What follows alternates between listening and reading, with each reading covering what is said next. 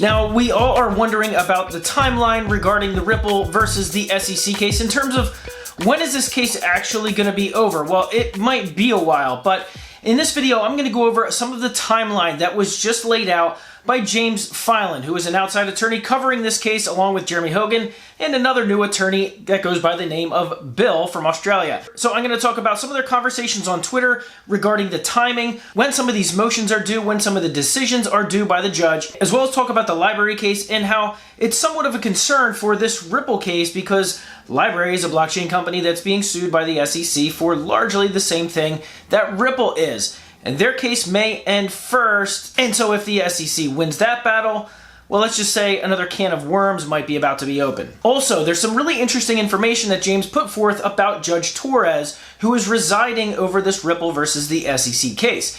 She just finished up with a case in mid-March in which she made her decision.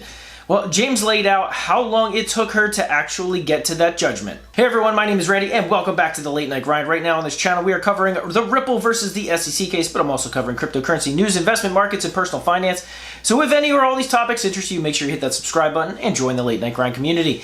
Also, if you are feeling generous today, I'd appreciate it if you do three things. Smash the thumbs up button, watch this video all the way to the end, and check out my Patreon, link in the description below. If you do that, I greatly appreciate it. Alright guys, let's jump into it. So one of the most widely talked about things besides the price of XRP and when it's going to moon is the case of Ripple versus the SEC and when's it going to end.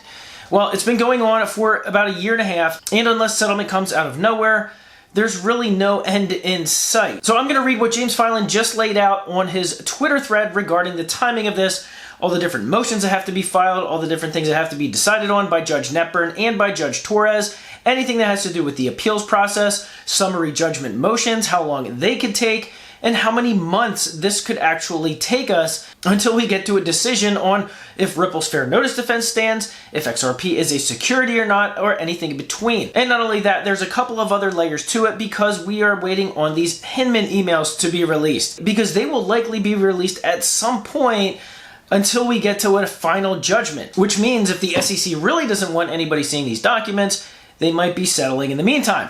So there's a lot to unpack here, and I'm going to get right to it by reading James's Twitter thread. By the way, James, thank you so much for putting this together. You are an invaluable resource to the XRP community. So I'm not going to read every single post, but I'm going to lay out some of the most important ones that'll help us put together a potential timeline in terms of seeing this actually go to trial and finally getting a judgment. So James says he sees a lot of discussion regarding the timing regarding the timing projections for the filing of summary judgment motions and a decision on the motions. I thought I'd weigh in because Judge Torres has a particular and very complicated process that must be completed before the motions for summary judgment can even be filed. The point of this thread is to help people understand that this is a longer process than you may realize. Well, that's not what we want to hear, James. First, any party that wants to move for summary judgment has to provide the other parties with an electronic copy in Microsoft Word format or its statement of material facts pursuant to Local Rule 56.1. A Local Rule 56.1 statement that is short and concise and numbered in paragraphs of the material facts of which the moving party contends there's no genuine issue to be tried. A material fact is one that must be resolved to make a decision on the motions. The party moving for summary judgment must at the same time provide the other parties any admissible evidence cited in Rule 56.1 statement that has not previously been produced during discovery. They only have to produce evidence that is admissible, so that would not include documents the court previously said the parties did not have to give the other side. For example, Brad and Chris's personal financial information and the Estabrook notes. If you remember, the judge said that, well, neither side has to turn over those documents. Let's skip ahead to tweet number 8, in which he says, then the parties opposing summary judgment has to email Judge Torres and file on the docket a letter explaining why it is in opposition to the motion. After that, Judge Torres will review everything and inform the parties whether a motion for summary judgment is even warranted, and if so, set a briefing schedule for the filing of the motions. Only then can the motions be filed. Now, the parties are submitting a proposed schedule this Friday, and it's technically possible that the parties will agree to waive those requirements and of pre-motion letters and the exchange of Rule 56.1's statement of facts. I have to think that Ripple, Brad, and Chris would want to waive these requirements in order to push this case along and get it resolved even faster. But he wonders because the SEC has been delaying at every turn if they're actually going to want to waive that, if they want to drag this out as long as they humanly possibly can. And of course, we have the filing of Ripple's, the defendant's, supplemental rebuttal report. Also, I expect the parties will challenge some of the other parties' experts, although I expect that part to be a part of the process of the summary judgment process.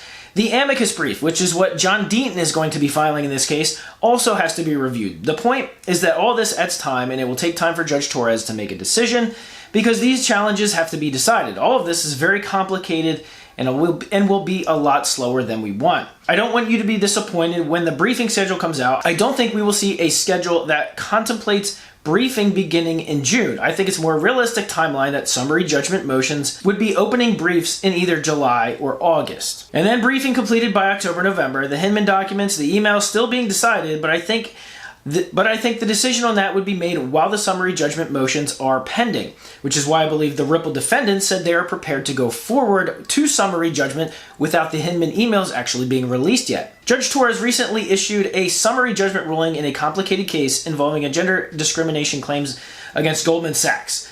The briefing of that case was completed last November. The decision on that was issued mid-March. 5 months after the briefings were completed. The point of that is that this is a complicated case and it'll continue to take time, more time than we want.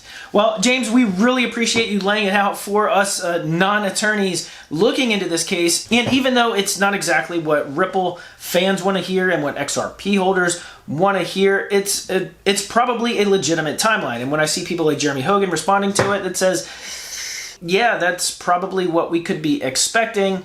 Well, guess what? That's probably what we could be expecting. So even though John Deaton's timeline that he laid out last week was a little more aggressive than, say, this one, we're really going to have to see. Some of it could revolve around what the Hinman emails are doing and if they're going to have to actually be released sooner rather than later.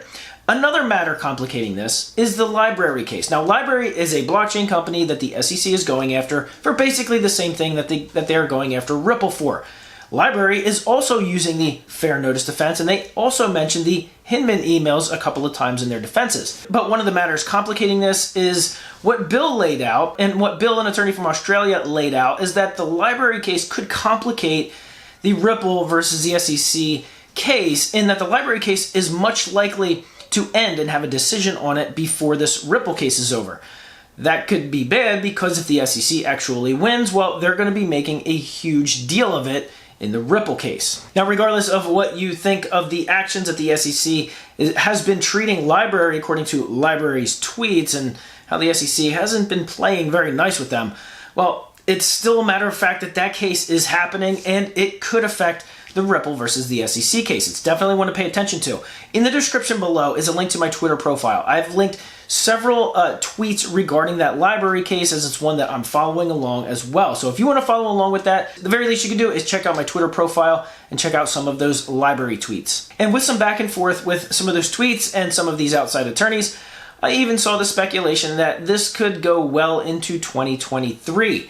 So far as to spring of 2023 before actually seeing a final judgment. That's if settlement doesn't happen, because if some of these Hinman emails have to hit the fan before the SEC is ready, well, they might be ready to settle before anything else. So if you want to follow along, make sure you're subscribed to the Late Night Grind YouTube channel. Make sure you follow me on Twitter for all the latest news regarding all of this stuff. And just as a brief piece of information, in the LBRY case, they actually have their motions for summary judgment coming out on May the 4th. So that's actually coming up pretty quick compared to this Ripple versus the SEC case. And I will be following that as it has a lot of relevance to this Ripple case. All right, guys, thank you so much for watching all the way to the end, for smashing that thumbs up button. And as always, I'll see you guys on the next video.